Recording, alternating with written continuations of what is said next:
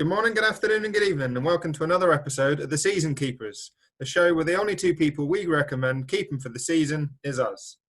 My name's Matt, aka Clean Sheet Wipeout. And I'm James, aka FPL Drug. How you doing, James? Yeah, I'm good, thank you. So chucking it down where I am in Manchester at the moment, so I'm glad I'm inside. Well, we've had it on and off pretty bad down here today, but thankfully we've got glorious sunshine now.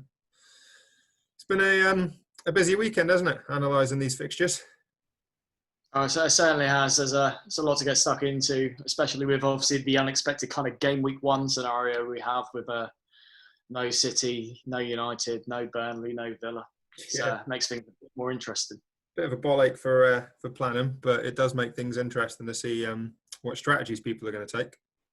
Yeah, it certainly is. I think there's a few different ones out there. I've seen talk of wildcards banded about. I'm not a fan of that, but open to all strategies, really. Yeah, I've also heard it mentioned, and I think Planet FPL touched on it, that there's talk around people potentially not even making a team for game week one and then signing into the game as game week two, so they don't have the issue of having to then bring in United and City assets. But that's mad, isn't it? Yeah, you're going to potentially miss out on a whole host of points. Yeah, I'd advise against that personally. Yeah, it's not a strategy I'd particularly be looking at, and obviously we can't because we've already signed up. Exactly. The most annoying thing at the moment for me, obviously, we're both looking to do Sky FF this season as well, and Sky haven't announced their fixtures yet, so there's not really much point in tinkering until we know who's playing on the Friday, Saturday, Sunday, Mondays. Very true, and we can't really talk about it until then. So for the official FPL viewers, don't worry, we're not going to mention it. Nope. Right, shall we get stuck into the fixtures then? Because we've got 20 teams to analyse, and I think we're going to go through probably step by step, A to Z of the teams, and see if we can pick out, the best runs, who's maybe hot to get on to start with, who's not so hot, and look towards, through the season. I know subject to change with blank game weeks and double game weeks, but there are periods that look some real favourable fixtures for some of these teams later down the line. Yeah, definitely. I've primarily focused on the first part of the season, but there's some interesting periods you can target. Yeah, I think start with Arsenal. I guess I've looked at Arsenal and obviously Fulham and West Ham. First two game weeks. That seems pretty decent for them. I think a lot of people will be jumping on Aubameyang, particularly with City and United blanking, which we'll touch on later. But yeah, I'm one of them with Aubameyang. I think that's irresistible, especially with no City and United. So you can always switch Aubameyang to the likes of whoever, Rashford, Bruno, whoever you're going for, KDB. Yeah, I think Aubameyang to KDB in game week 3 might be one of those transfers that we see hundreds of thousands of people make. After that, game week 3 seems ideal to maybe jump off of Arsenal. I think their fixtures turn a little bit. It's slightly trickier than the likes of City and United, and maybe look game week 12 to 20, looking later down the fixture line. Seems very appealing for them. So obviously, if Arsenal assets are continuing to find form and the likes of Aubameyang are still hitting goals and assists, then it might be worth looking back at them then. And again, I think Arsenal have quite a nice finish, so it might be something that we look at. I think they had a pretty strong finish to last season, obviously post lockdown. I think game week 32 to 38, looking at it, they only play Chelsea away, is the top 6 club. So it might be another time, if we're looking to make up points in mini leagues, Arsenal might be one of those teams to get on. Yeah, they may well be. I think you make a good point about perhaps jumping off in game week 3. You've got Liverpool, Sheffield United and City. Those are going to be tough games for Arsenal. I think you'd maybe look to bench or even transfer out Aubameyang for those. Yeah, no, definitely. Arguably you don't want a 12.5 million player on the bench, so you're probably going to want to transfer him out and then bring him back in. But obviously, who knows? He might have accrued some value already then. Yeah, but that's the big doubt. If obviously Aubameyang hits 4 goals in his first 2 games, are we then going to be transferring him out for KDB, or are we going to be holding? Probably not. Like you're gonna hold. You're gonna think maybe he can carry on against Liverpool. Maybe Arsenal are looking really good. You never know. I think it's just something to be mindful of with those three tough fixtures. Even 4, you can extend it 5. You've got Leicester and Man United after that, so it would be a real tough run for Arsenal. From 3 to 8, definitely looks a tough run. I'd like to move on to Aston Villa. Obviously, no fixture for game week 1, and I'd say not great fixtures until at least game week 6. I think personally, I'd avoid them right up until game week 6. Before then, you've got Sheffield United, Fulham being the only appealing one, and Liverpool and Leicester. After that, you've got Saints, Arsenal, Brighton, West Ham, Newcastle. Potentially, you could get involved in them, but personally, I think I'll be staying away. I think one of my drafts early did have Matt Target, but as soon as the fixtures were announced and the blank was announced, he got replaced straight away. Yeah, I think goalkeeper-wise is probably the only place I'm maybe looking at Villa, with obviously Heaton coming back, rumoured to be around game week 5. So that might be a good time, if you're looking for a goalkeeper with a good little run of fixtures. Heaton might be the one if he's fit. I think Villa really, really need to have their season tied up, though, probably by the 7th last game of the season, because looking at it, they play Liverpool, City, United, Tottenham and Chelsea in their last 8 games of the season, which I think's mad. If you look at that as a Villa fan and you're fighting for relegation come that point, it's going to be tough. Yeah, I think they're going to be aiming to hit at least 35 points before they get to that run. I think otherwise they're going to be worried. They're going to be thinking about relegation. I certainly would be, and obviously, they had the scrap this season. I don't particularly think they want to go through that again. No, definitely not. Shall we look at? Let's move on to Brighton. I don't think there's a lot, to be fair, to talk about Brighton personally. They've got quite a mix of a season. I don't really see many runs that I'd jump on, for 4, 5, 6 fixtures. Maybe the best one being game week 23 to 29, where they've got 4 home games, and then the trips in between that are away trips to Burnley, West Brom and Saints. Other than that, I don't think there's a good run. Obviously, Brighton, you could bring in Matt Ryan and Button. A lot of people are bringing them in just as set and forget goalkeepers. But I don't think I'll go that way. Brighton are a tricky one. Other than that, I'd avoid. Yeah, I got burned. Obviously, I did the whole Ryan Button thing last season, and my issue was I held that pretty much throughout the season until lockdown. So if you do jump on, it might be worth considering which way you go, so you don't get stuck with a goalkeeper that then gets 1s and 2s when you've got others around you, hitting on good fixtures and claiming those clean sheets. Yeah, I think it's about finding I guess maybe not necessarily new Pope, but someone who will perform close to the ability of Pope last season. I think Ramsdale is a potential candidate for that. I think he made a lot of saves at Bournemouth, but in a stronger Sheffield United team, he could be a good one to own. Yeah, it's a real shame he didn't come in at 4.5, but I think that's what everyone was gagging for. But sorry, lads, it's going to be 5. I think out of that Sheffield United defence, he's probably the one I'd like to go for. I think the others maybe have been priced slightly too high. Quite a few of them at 5. So I think that's been basically a problem due to their performance last season. Really, they've actually suffered as a result in terms of FPL attractiveness. Yeah, definitely. Do you want to look at Brighton? Burnley. Yeah, we'll go on to Burnley. Again, no fixture in game week 1. Have their defensive assets, I'd say, are much more attractive than Villa's. You could look at owning from game week 2 or even just benching a player in game week 1. I think personally I'd look at Charlie Taylor at 4.5 million. I think he's the sort of option that I'm looking at.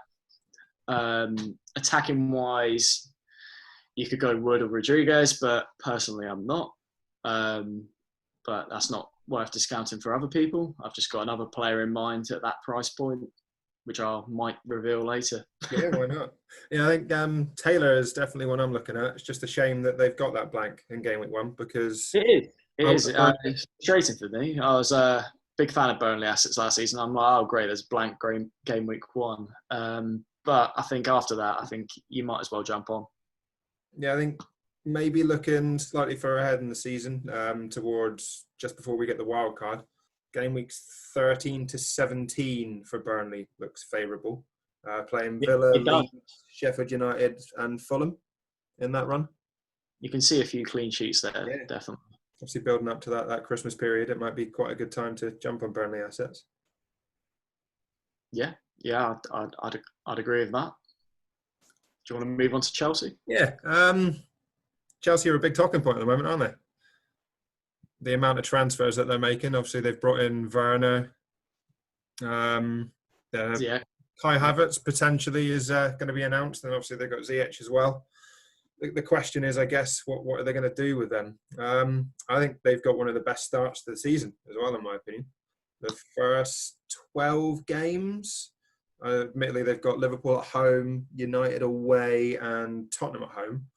But other than that, the other 9 games are very winnable. It's just a game that Pulisic is looking unlikely to start the season, but hopefully, 8.5, he's fit and firing a go come game week 2, because I think a lot of people will have Chelsea assets. Their first 4 out of 5 games include Brighton, West Brom, Palace, and obviously Saints. So many people are going to have Werner, at least. I've seen him in a lot of drafts.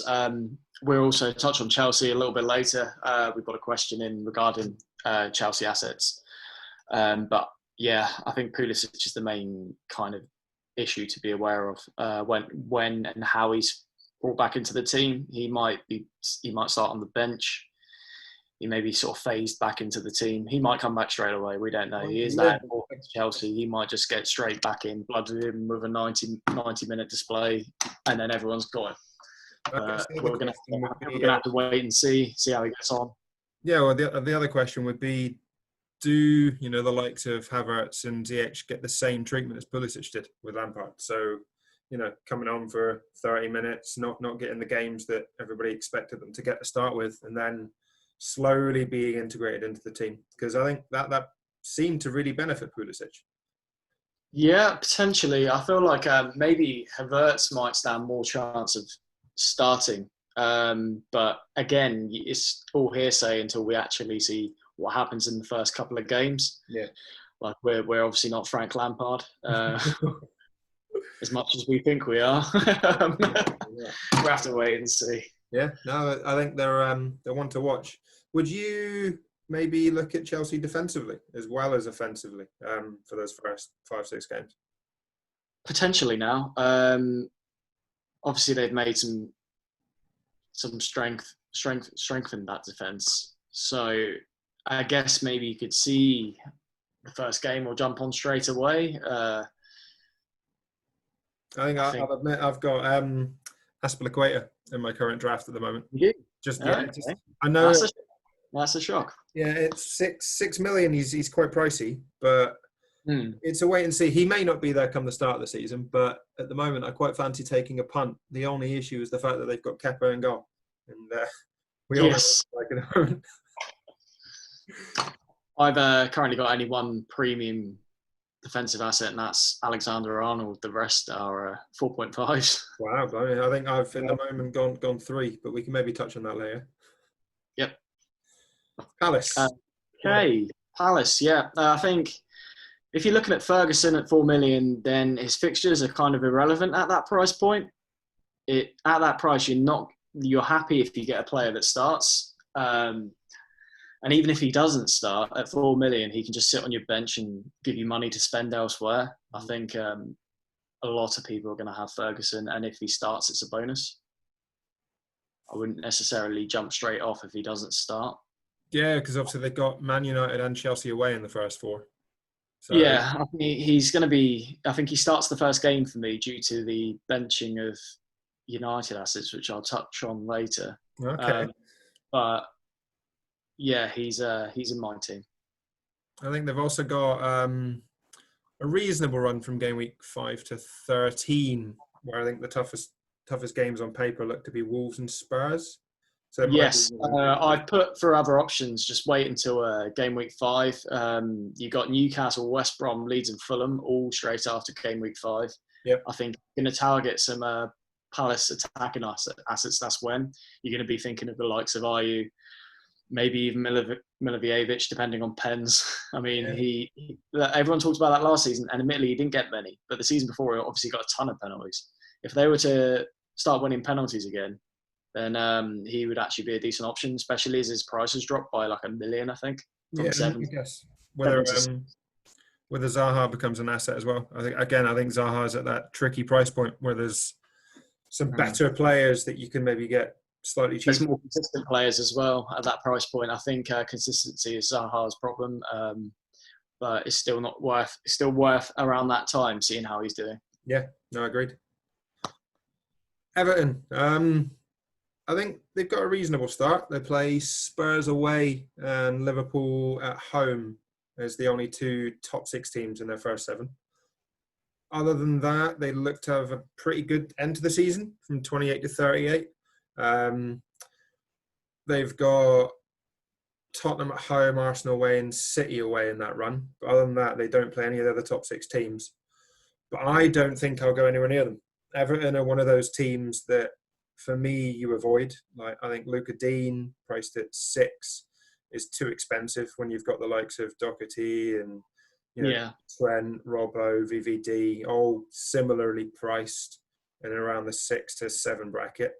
Siggy, well, he went off the boil last season, but we know what he can do. So if he could replicate the season before that, he's an asset.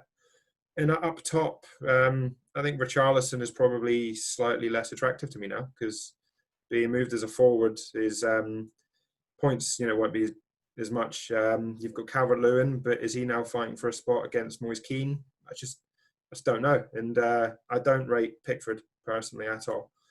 So no, I agree. Me too. So I think can't see Everton's assets being owned particularly highly at the start of the season. I think I echo your thoughts there. I think I'm personally avoiding Everton. I think maybe we could be writing Richarlison off at our peril. I think he could deliver, especially at 8 million, but I'd say safer options are Ings and Jimenez at that option. Like, just pay the extra 0.5 mil and get Ings or Jimenez. Yeah, for now. And obviously, if he does start to hole, it's that price point where you can jump off of, say Ings or Jimenez and get onto a Richarlison. But I'd want to see kind of how they set up in that first game away to Tottenham because they've got West Brom at home, Palace away, Brighton at home. If they do look decent in that first game, then there's no reason why you can't, be aggressive, take a -4 and bring someone like Richarlison in. Agreed. You might need that extra 0.5 million then. Personally, for me, he's a wait and see. On to Leicester. Technically Leeds. If this is one thing, and it's been picked up on a few other podcasts, that I don't like about the FPL website. Leeds come before Leicester in the alphabet. Oh, okay. I've done Leicester. You can do Leicester and I'll do Leeds. Yeah, that's fine.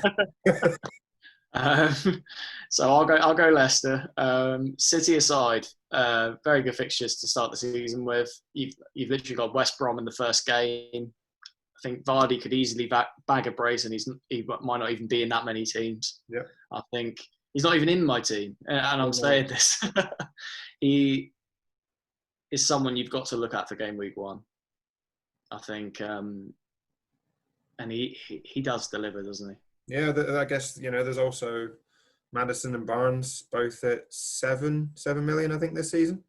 Could be good shouts if fit. It's a shame that Carrera won't be fit to the start of the season, not due back until October, because I think he would be a good option. He would, but then you get the cheaper option of James Justin available. So I think potentially for me, it's Justin and Vardy the ones to consider. But also, obviously, the James Maddison is also someone you could think about getting in. I guess maybe Leicester's one to avoid in terms of defensive assets. I know that the fixtures look kind to start the season, but Evans picking up that red at the end of last season. He's suspended. So they're going to have to fill the gap somewhere back there. Yeah, no, exactly. Perhaps, perhaps just an aside, I'd probably stay away. Yeah, but another little snippet. I've got Jamie Vardy in my draft at the moment. You I think do. to start the season, those fixtures look favourable, and at that price, he's quite an easy asset to then jump off of to maybe go to someone like Martial, who's cheaper. I'm Or if I can save that, having thoughts now of not benching Martial and playing Jamie Vardy. well, yeah, or even Currently not in my team, but I may have a rejig. if I can save that 0.5 elsewhere, I could also upgrade Vardy to Aguero, which I think is mad that you can make that jump for only 500,000. Yeah, yeah, that's insanity. Yeah, it's Another not one that's in happening. my thoughts that isn't actually in my draft. It's a bit of a headache, isn't it? Oh, it definitely is. But yeah, they're definitely one to watch for me. I think Leicester could go well going forward in the first few game weeks, but I want to keep an eye on pre-season, see how they line up and see how they look. Okay. Do you want to go? Do you want to go on to Leeds? Yeah, I'll jump back in the alphabet. Hypothetically, before Leicester. They've got a very, very tough introduction to life in the Premier League, in my opinion. They play Liverpool away, City at home, and Wolves at home in the first 5 game weeks, which I was very tempted by the price points of those Leeds assets. You know, a lot at 4.5 million. Don't think I'm going to go anywhere near them for the first game weeks now. Maybe the fixtures seem to turn come wild cards, like 18 to 23 looks favourable. And they also have a really kind last 5 games of the season. So, you know, if they are comfortably safe or looking good defensively, might be good options to save a few pennies elsewhere and jump on them. But for now, Leeds are a wait and see for me. As much as, you know, I like the idea of Ayling, Dallas, I wouldn't be playing them, even at 4.5 million, not with those fixtures. Yeah, I'd say they do have a fairly tough start to the season. I think they do have the potential to surprise. I think maybe not to the extent of obviously like Wolves had, but I think they could have the odd like good day, so to speak, raise their game. I've currently got a Leeds player in my draft, which is Klitsch. Oh I'm yeah, not sure if yeah, I've seen I'm him. pronouncing his name correctly, but he's at 5.5 in 5.5 mid. He's who I've got at that price point alongside Son Maximin, I believe also at he's on 5.5. pens as well, isn't he? Yes, I saw he's on pens and he seems to be a decent player. Yeah, He's he just got more gold and that's assist. more of a punt for me. So he's currently in the team because I feel like opening day they could even surprise Liverpool. To be honest, Well, yeah, no, that's more very likely good. to surprise other teams, but I think I'm just punting him really. Well, yeah, I think under Bielsa they could surprise anyone. I'm definitely intrigued to see where they're going to finish this season. I think they'll be comfortably mid-table, but whether they can push on and be the Leeds that we want them to be, not so sure. We'll have to see. I think they need to strengthen up top. I don't think Patrick Bamford is the answer to their Premier League goals. I'd agree with that, to be honest. I think they do need more going forward. But I'm not saying by all means they're going to finish in the top 8. Like I just think they're going to have a slightly better season than you'd expect from a promoted team. Yeah, I think they'll be the best of the 3 promoted teams personally. Yeah, agreed. Should we jump on to first of the big boys? Man City. Yeah. Liverpool. All right. I've jumped the gun there, haven't I? Go ahead, do Liverpool. Oh, blimey. Okay, I'll do 2 in a row. I think their first 3 fixtures, you've got, was it Leeds home, Chelsea away, Arsenal at home. Now, there's a lot of talk at the moment about, you know, TAA, Salah, and I think we've got a question which we'll touch on later. Whether you go without Liverpool assets to start with. I think you'd be mad personally because that Leeds game they could go mental. And then from then, you know, you're talking price rises that you're struggling to jump on them. But from game week 3 or 4 all the way to game week 18, I think their fixtures they're incredible. They only play Just looking at it now, Man City away, game week 8. Looks the toughest game in that run. Yeah. But if you can go from game week 4 to game week 18 and not really have an FDR4 game other than that, you're talking, what, triple Liverpool, maybe? Yeah, quite comfortably, I'd say. I think I'm currently on double, but I may have to think about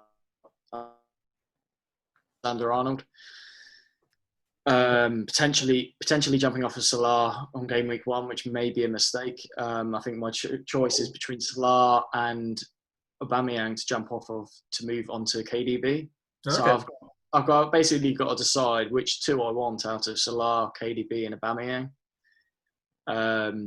Potentially, I guess I could jump off of Aubameyang after his first 2 decent fixtures, and then move him to KDB, keeping Salah, which may be the better decision, which is coincidentally not what I'm actually thinking of doing currently. But I think it'll be the most common decision. Talking these things through helps. No, yeah, definitely. I think they've also got, looking at it, a really good end to the season. Game weeks 31 to 38. The only tricky fixture in that looks like Man United away.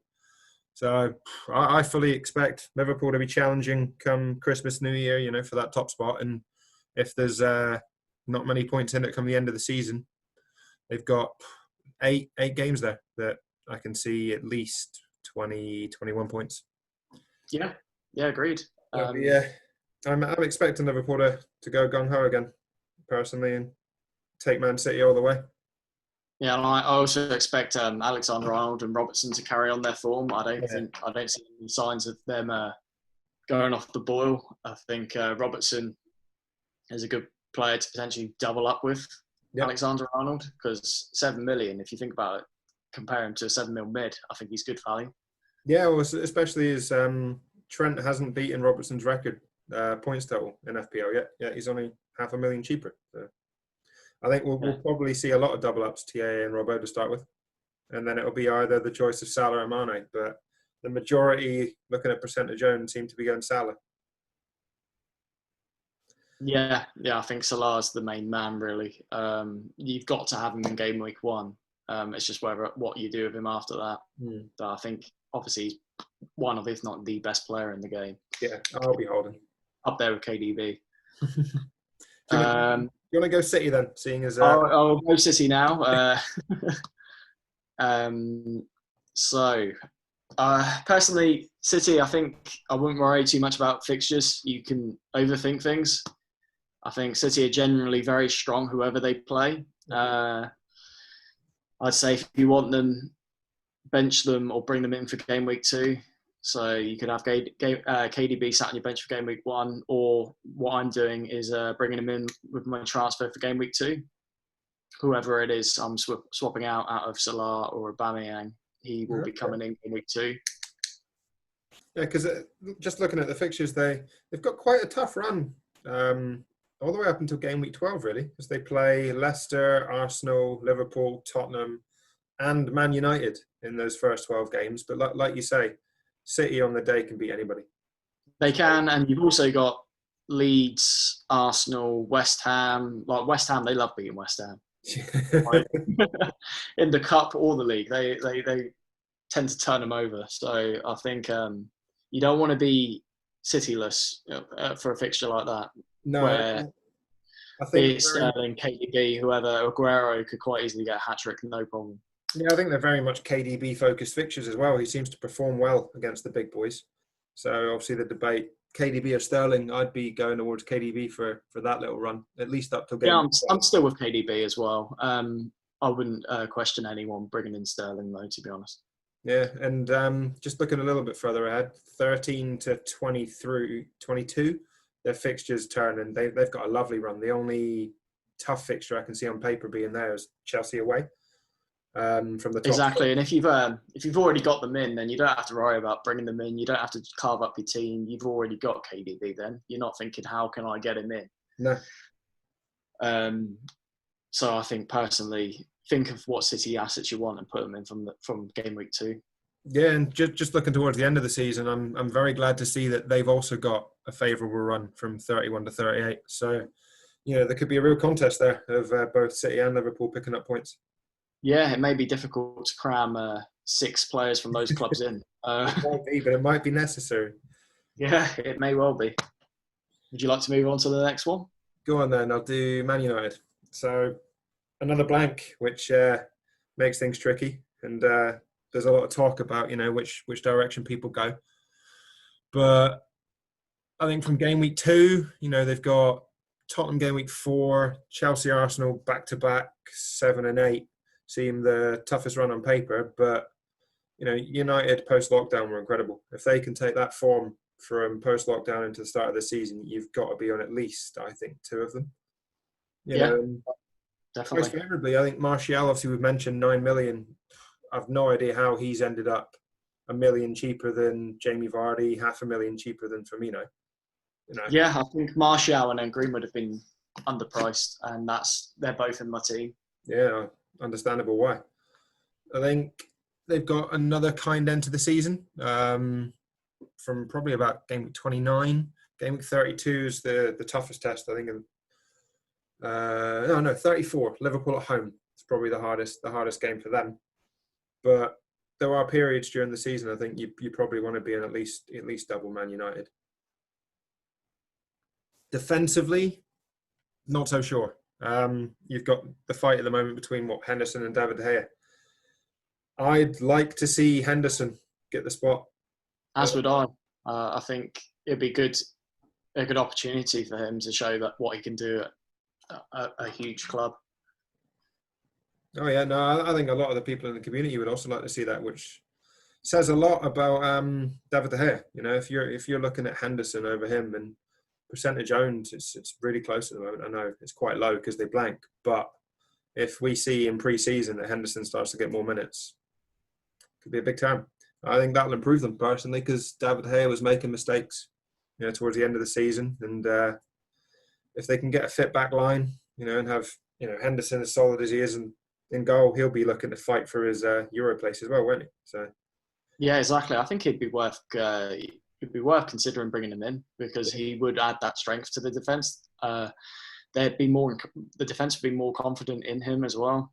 Yeah. I think obviously you don't want your defense second guessing your goalkeeper. So I think, United's defense wasn't bad last season. It was just you just lost a few clean sheets due to De Gea's silly errors. But I think Henderson, he's definitely one to worth thinking about, providing he obviously starts. Oh yeah, I think Roy Keane would definitely like to see Henderson over David Gea, judging by his comments at the end of the season. Yeah, he had a few things to say about De Gea, didn't he? He certainly did. Newcastle, do you want to have a look at them? Yeah, so I've gone on to Saint-Maximin.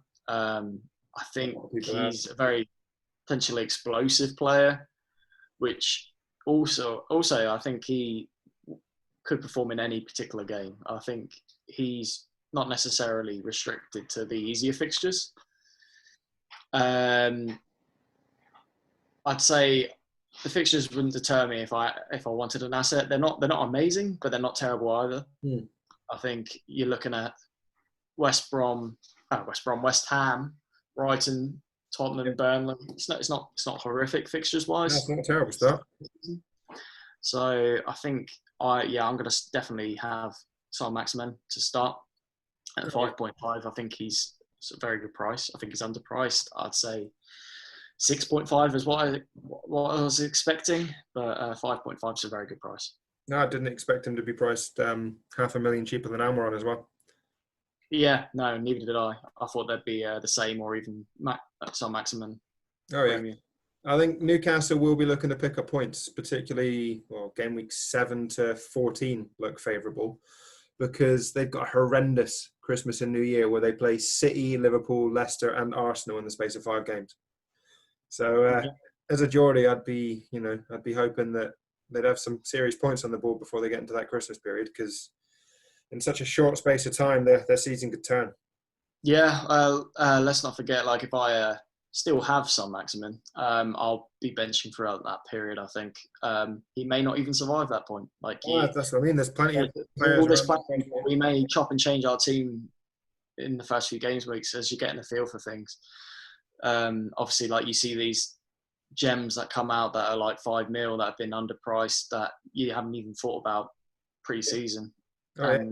And I guess the 5.5 million price bracket, is quite a good one to then move off and bounce between players, because you've got Armstrong for Saints, Souček at 500,000 cheaper West Ham.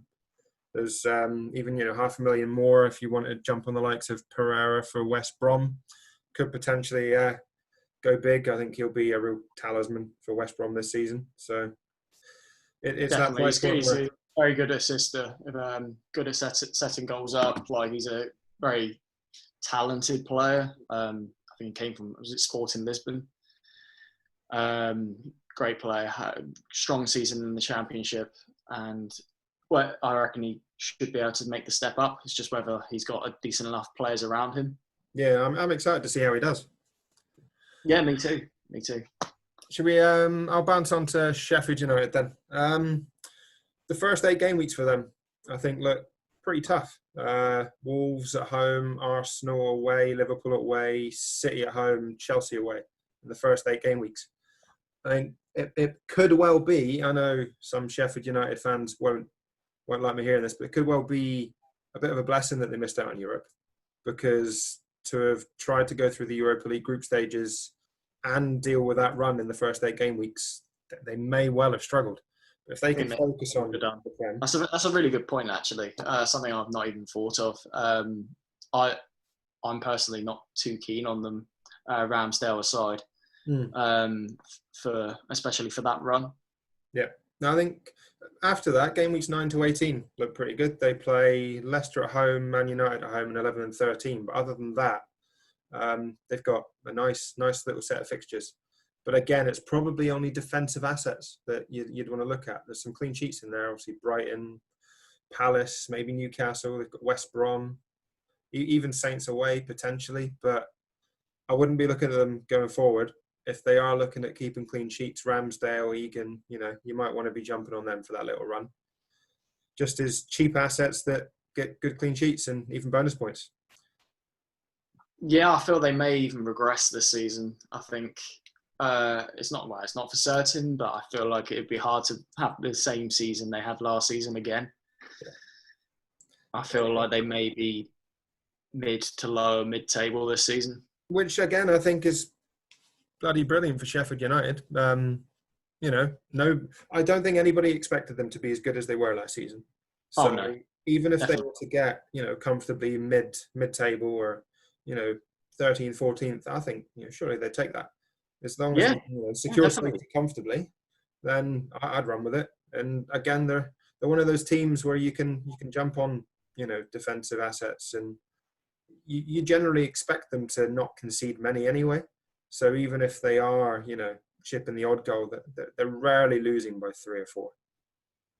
Yeah, they're a very well organised team, particularly with their defence. I like the way that occasionally even the centre-backs bomb forward as well. Overlapping centre-backs. Yeah, you got I think it's Basham, isn't it? And it goes forward. And Egan. Egan was quite a strong player towards the last season, from corners especially. So if there's any teams that are weak at set pieces, could potentially target having him in your team. No, of course. Obviously, maybe not for a one-off, but maybe for a period where their fixtures, well, as you mentioned earlier, later on in the season, sort of from game week 9 onwards, could jack him in.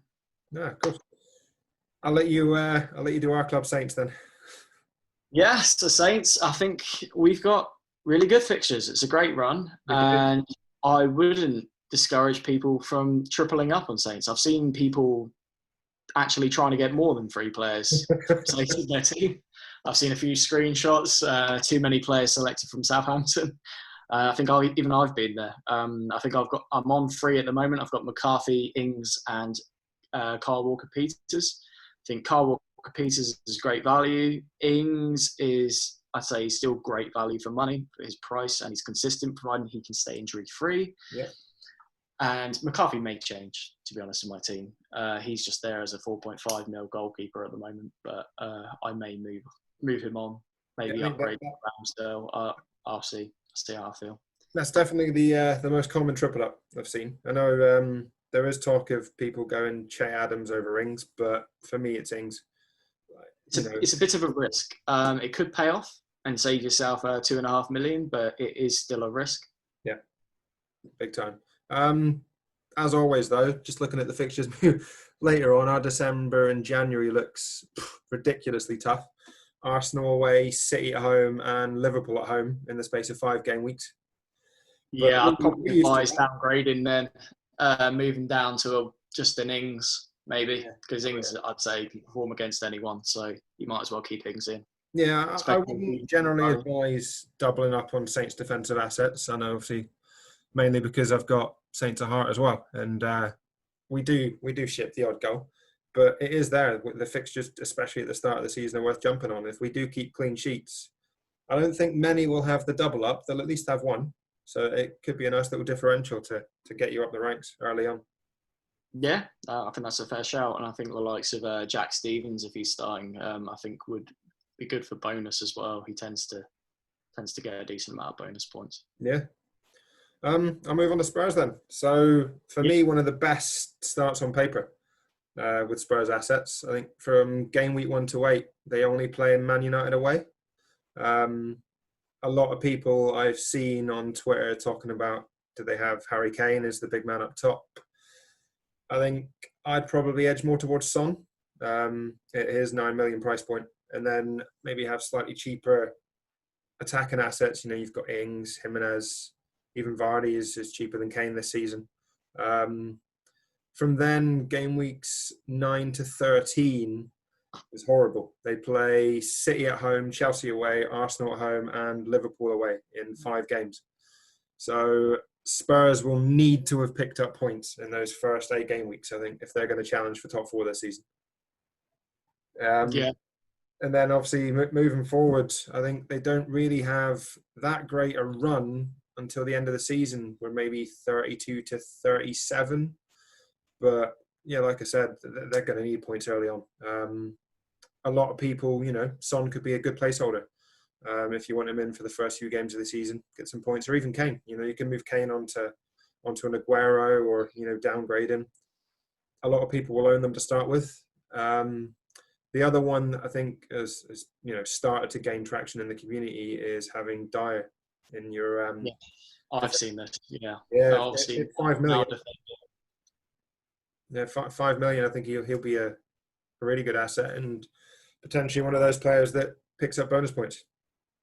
Yeah, he's actually the only one I've thought about. I've potentially overlooked Son, especially with the fixtures. It may be something worth considering, but obviously we've got a lot of midfielders out there to choose from.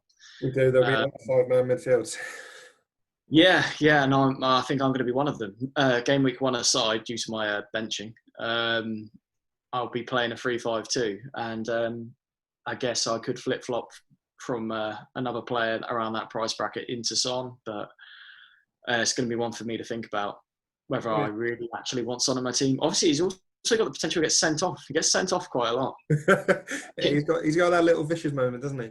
Yeah. I think he's more sinister than you believe. Everyone was loving him when he arrived, and he's actually got a bit of a nasty streak in him, I think. I think that's good for a player to have, though. I know sometimes you can take it a bit too far, but I think you need that little bit of oomph behind you to go that extra level. Yeah, it can give you I the don't think edge. Like, the likes of Rooney, obviously, he had that in him. Sometimes you need it to play, but obviously it can go too far. But I don't think Son's one of those necessarily. But he has had a couple of reds. Yeah, I just want to see the way Spurs set up in that first game, because it's Everton at home, Saints away, Newcastle at home. They're 3 fixtures you kind of want to target. So pre-season might be worth a look at. And I know Son did well the other day in his pre-season game, but it's hard to kind of ascertain, this player's on form from a few pre-season minutes.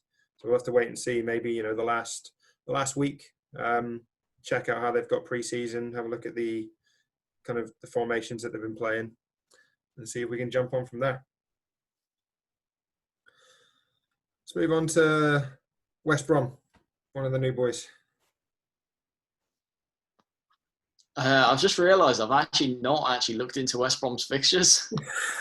Uh, I've just gone straight to Wolves, but I'll have a look now anyway. To be fair, I'd avoid anyway by yeah, looking Leicester, Everton, Chelsea. yeah. It's not great, is it? No, in my Um, notes, I think I they've really got a tough start. Pereira and Johnston aside, I think I wasn't even thinking about West Brom players, to be honest. I don't think many will be. And with those fixtures, I'd avoid. I'd wait and see with Pereira and avoid. Yep, no, agreed. And I think just looking at, I had a little look earlier, and it was quite hard to pinpoint their best run. With maybe game weeks 25 to 29 seeming the best game weeks to look at, but I think it's too far ahead in the season. And like you say, with West Brom, I think they're a void for now, other than maybe Pereira if you want to take a punt. Yeah, I But think arguably you could do game week 4 through to 7. I think yeah, that's a relatively decent run. But the first 3 fixtures, I'd personally avoid and wait and see. agreed. Yeah, I don't think there's much point. No, sorry to all West Brom fans, but I don't think there's a lot of point dwelling on them at the moment. I'll jump straight to West Ham. And all I can say is fucking hell. Oh my, I feel sorry for West Ham fans. I've seen and spoken to Irons, part of the Wolfpack out there about their run. I know in the Wolf pod, he was just like, "Yep, that's it. Ignore us. Move on," because they've easily got one of the worst runs I've seen to start the season. They play Arsenal away, Wolves home, Leicester away, Tottenham home, Man City home, and Liverpool away in that order from game weeks 2 to 7. Wow! Like I bet when they came out of the fixture ticker, people must have been laughing behind the scenes. Yeah, I think Newcastle aside, it is a very difficult run. It was horrible. There was Personally, I am not 100% deterred. I've got Antonio at 6.5 because I feel he's a great player at that price point, and I feel like he can still deliver in big games, and I'm willing to punt on him. I think he's a very good player, and providing he still starts up front, if he gets pushed back to like wing back or something stupid, obviously he'll be straight out my team. Yeah. But if he's up front, I think he's a decent asset regardless of the fixtures. And there's obviously the debate of form versus fixtures, and I feel like he's one of those players that, when in form, is one you want in your team. Oh yeah, and if he starts up top with, say, Sebastian Haller, then I think they play quite well together. To be fair. Yeah, and West Ham are known to raise their game in big fixtures. They like playing well against Spurs. City aside, I think do perform quite well.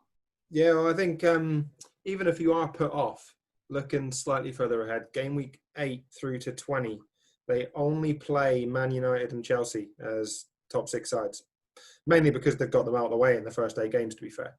But that might be a good time to, if you're not already on, the likes of Antonio, Souček, even Haller, depending on how well they've performed during those games, it might be a good time to then bring in West Ham assets, because to have 12 game weeks where they've got real favourable fixtures, and we've seen, they can perform, they can score goals. Yeah, they've got the potential. I think West Ham haven't had a good season for a while, and I feel like this might be their first good season for a couple of seasons. Maybe not the best start. No. But after that's out the way, if they're not in the bottom 3, which they've done well to not be in the bottom 3. Oh yeah. I think they've got potential. Yeah, and I think that they're priced favourably. So say, a lot of people I've seen are on Mitrovic to start with, but when their fixtures start to turn game week, well, they play West Ham in game week 8, from then their fixtures turn. It might be a good time to maybe move from Mitrovic to Antonio. Did we do Fulham? I feel like we glossed over Fulham. I don't remember mentioning Fulham. I might have done. I think we did, but if we didn't, I'd say Mitrovic, who I've personally not got on my team, I think is a good option. I think he is also a potential big game player. I think he has the potential. If Fulham are going to have a good season or even a okay season, he's going to be in amongst it. He's going to be the man to get them the goals. Yeah, I actually think we skipped Fulham. You know, it was me pulling you up on our Leeds and Leicester and the alphabet. We've completely lost over F. I think we've missed Fulham. So Fulham fans are going to be furious. Yeah, I do. But yeah, I think we completely missed them there. I did analyse them slightly, and obviously they've got a relatively kind start to the season, like we've mentioned, up to game week 8 when it turns, and that's maybe a good time to move from someone like Mitrovic. But then game weeks 20 to 26, even 27, they've got another good run. So for those wild carding late on, it might be a good time to at least have that Fulham asset in there. Yeah. I think Mitrovic is the one for me. Anyone else, I personally wouldn't consider them. Yeah, I think Mitrovic is going to be very highly owned at the start of the season. Yeah, I've seen a lot of them in the community. Yeah, he's got Premier League experience. He's got a good track record. He got come goals in the Championship last season, I think, off memory. So yeah, people are going to own him. I wouldn't be surprised if he's 40-50% owned come game week 1. Right, shall I go on to Wolves? Go on then. Last team. So the last one, I'd say a fairly difficult start for Wolves. But as we've seen from last season, they're more than capable against strong opposition. I wouldn't write them off. So potentially owning the likes of Jimenez, Traore providing these starts, I think are the players you'd want to consider, especially obviously Doherty as well. I think I've overlooked Doherty personally. Yep. Obviously, you get more points for a defender scoring. Or he's also quite common to get an assist, swinging those balls in for Jimenez. I'd be looking. I think fixtures. Yeah, they're tough. They've got City. They've got Sheffield United.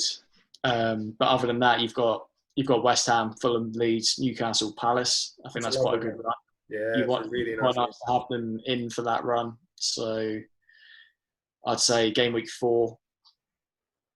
Think about getting the Wolves players in. Yeah, well, I think for me, I'm probably starting with Doherty because, or however you say it, I mean, there's so many iterations of his name out there. I do apologise to any Irish folk that hate the way we say it, but I can see him, he could even get an assist against City. Like, it's proven.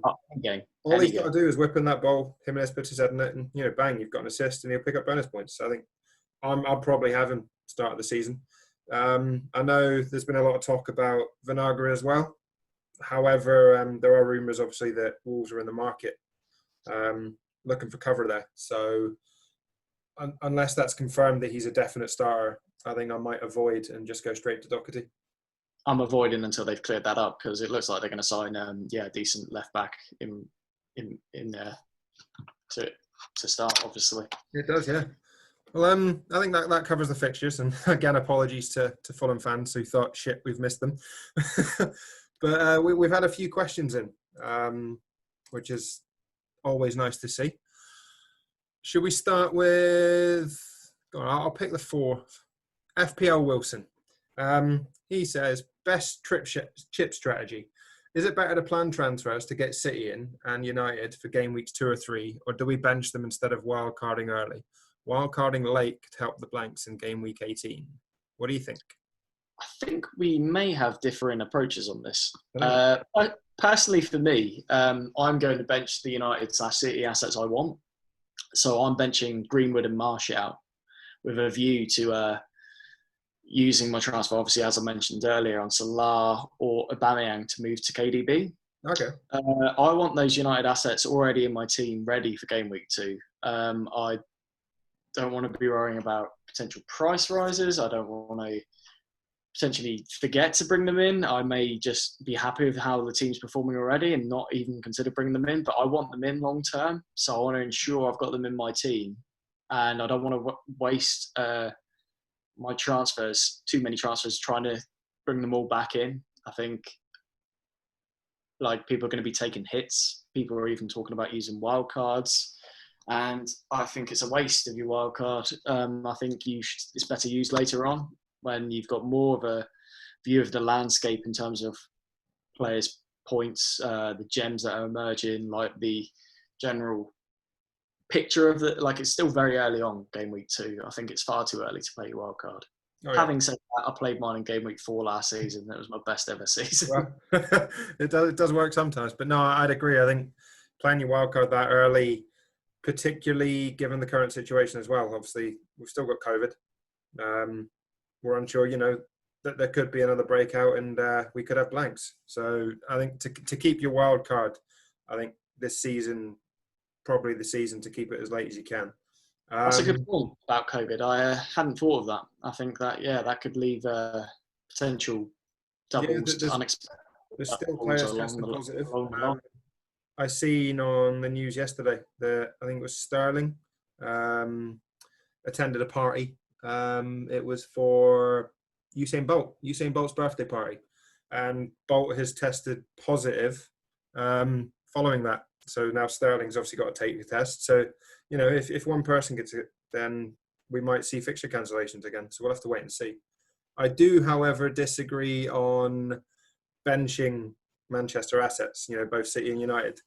I'm of the opinion that I'll be bringing them in game weeks 2, 3 and 4, just because I don't want to be seeing the likes of Fernandes and De Bruyne, 20 odd million sat on my bench for that first game week.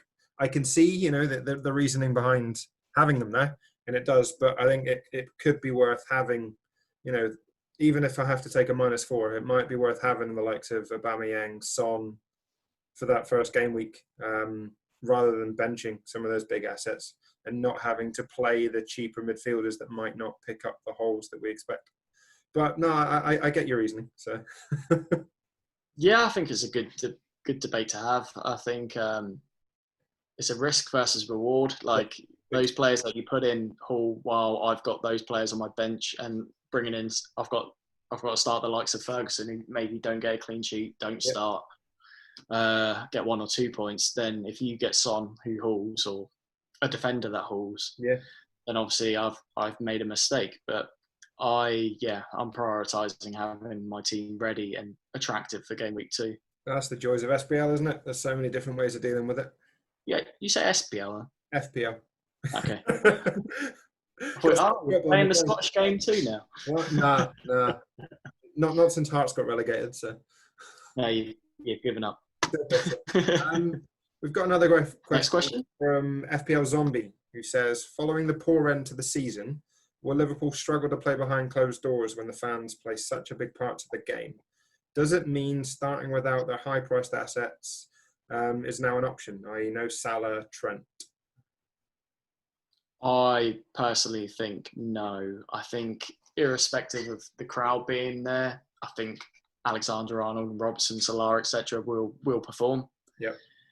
I think their performance will be unaffected by the lack of atmosphere. I think on the other side, you've equally got the other team without any atmosphere, which may improve the opposition still. But I still think Alexander is going to still be bringing in the assists, the clean sheets. Yeah, agreed. I've toyed with the team, with going no Salah, and it actually looks a lot more balanced. But I'm scared to go without him in that first game. Especially the first game. Fine fixture. I don't want to be, seeing that I've gone the route of having no Salah. I've picked up maybe an extra midfielder because I've spent the money elsewhere, to then not be able to bring him in because he's got a hat-trick and I now can't afford him. Yeah, he could easily get. You'd be taking -4s to bring him in if you don't have a premium player at that price point. Yep. Obviously, if you've got like a Aubameyang, you can just do a straight swap, providing he hasn't risen. He may rise. He may rise to 12.6, and then it's too late. Yeah. So yeah, I think I've got him in my team currently, Salah. I think he's one you got to have for at least game week 1, and obviously a season keeper, if you will. Get it in. I'm talking about shipping him out for KDB, but I've got to have a conversation with myself and think, is it worth it? Is it worth it? Yeah. Should I be breaking my back to get KDB in? Probably, but maybe Salah's not the man to make way for him. No, maybe not. I think that answers that one then. We've got another question in from Ronarid9, who says, Chelsea attacking players seem too risky to touch given the rotation risk. The term Lampard lottery has been bandied about. Should we expect any of the new signings to be ever present, or is it a wait and see? Personally, I think with Werner, I reckon he's going to be a starter. I think it's more the midfielders that I'd be concerned about. I'd say Werner's going to start up top, and then he's probably going to rotate who's with him, with Giroud or Abraham. I think Werner will be in the starting 11, personally. Yeah, no, I agree. I think for the other two, it's for the two midfielders, it's a wait and see for me. But I think a lot of teams will have Werner, and probably rightly so. Like, they've got a decent start to the season, really decent start to the season. And if he's a focal point, he could go big. So yeah, it's a shame about Pulisic, really. Real shame, especially at the fact that he's only 8.5, which came as a real surprise. And I think he's relatively well priced in the Sky FF game as well. So if we start to see Sky fixtures, Pulisic potentially we want to get on there. Final question comes from Teach Mode Andy, who's a great guy. I'm in a group chat with him, and he's always willing to give advice. His question is actually about Iron's team, West Ham. So, is Souček a no-go now with those fixtures, or could he come good with the way West Ham play? I know we touched on it a little bit, and you mentioned West Ham play well against the big teams. What do you think? I think Souček-wise, potentially he is a no-go. I'd say those fixtures are very, very tricky. But if Antonio's performing well, then Souček's in a chance with the assists. Mm. He could be in amongst it. And at 5 million, it's not really that much of a disadvantage if you've got him in your team. That's the thing. It's not like you're wasting 9 million on a West Ham player. It's 5 mil. I think you at that price point, it's a good punt to have. It is, and I think it's a good punt. It's a really good punt, especially if he's your fifth midfielder at 5 million. You're not going to play him every week. You potentially go 4-4-2 or have 3 up top and whatnot. At 5, he could sit on your bench and you could play him occasionally, or you might even get him off your bench if people are rotated and rested. I wouldn't be inclined to say he's a no-go personally, but I can see why people would be put off by the West Ham fixtures. Yeah, I say if he was a higher price, I'd say avoid. But at his price, I wouldn't just write him off just because of the fixtures. No, agreed. Well, I think that probably draws this show to a nice conclusion there. We've got the questions and whatnot. Hopefully, our fixture analysis has been useful for people, and people have been taking notes. Obviously, again, missing out Fulham. Never mind. Yeah. We may have covered it. I'm not sure. But it's been great speaking to you. We'll obviously cover up another show next week, and hopefully by then Sky would have released the fixtures, so we can start tinkering on Sky FF. Yeah, I'm looking forward to that. New player to the game, so yeah, I'm going to play that alongside the official FPL. If you've got any questions for us, feel free to reply or tweet us at the Season Keepers on Twitter, or comment on YouTube or whatever platform you are listening from, and get those questions into us. Yeah, like, subscribe, share. We appreciate the love at the moment, and it's great that we can continue to grow. So any comments been really appreciated. You don't know how happy it makes us. We're doing this as it's a passion. It's something we enjoy, and we appreciate the feedback. Yeah, and on that positive note, it's bye from us. See you later, James. Bye.